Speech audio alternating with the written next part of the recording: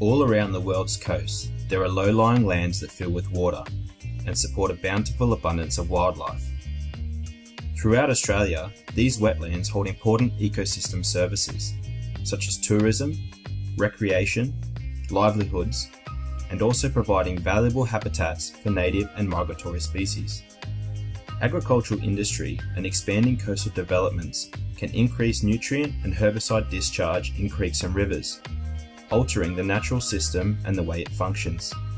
For this reason, natural filtration by wetlands is particularly important along the northeastern coast of Australia, where waters flow out to the Great Barrier Reef, carrying many nutrients, sediments, and often pollutants.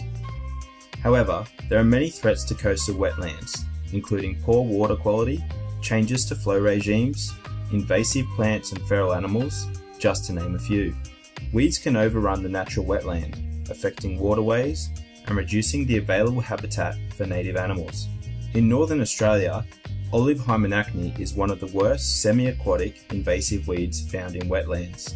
Invasive animals like wild pigs also cause significant habitat degradation, increasing competition, predation, and disease transmission.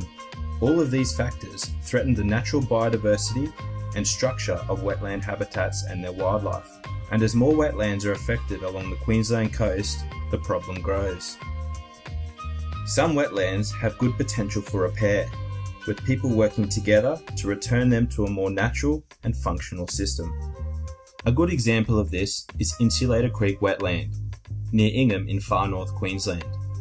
The 40-hectare freshwater wetland at Insulator Creek was overrun with invasive hymenacne weeds, choking the natural water flow and affecting the water quality.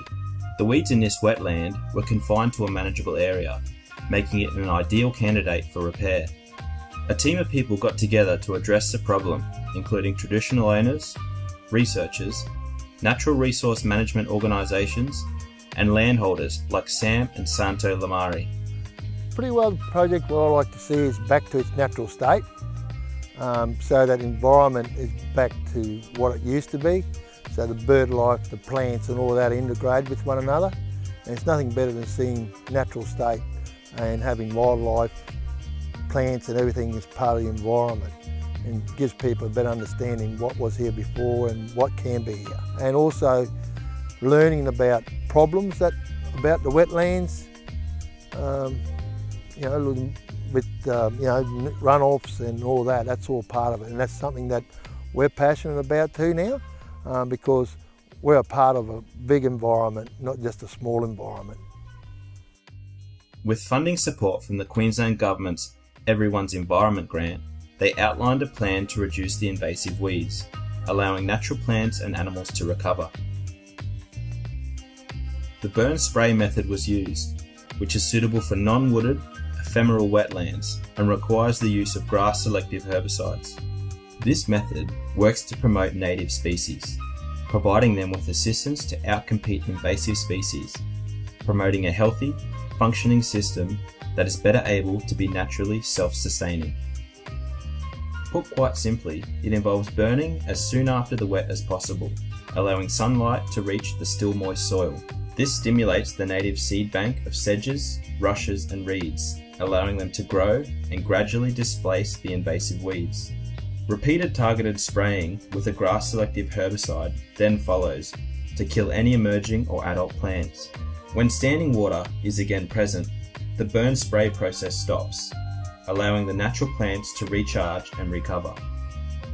For this method, the burn spray process needs to be repeated each year for 3 to 5 years, or until such time as either an early season fire will no longer carry, or the area is dominated by more than 60 to 70% coverage of native species. At this point, you should cease burning the wetland and just continue with regular spot spraying using a selective herbicide.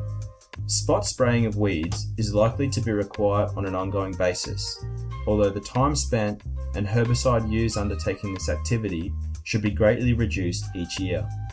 Spraying costs may vary between $300 to $600 per hectare. Depending on the wetland conditions, significant results can be seen in as little as 12 months, and this project can often be conducted with neighbours and support from the local community.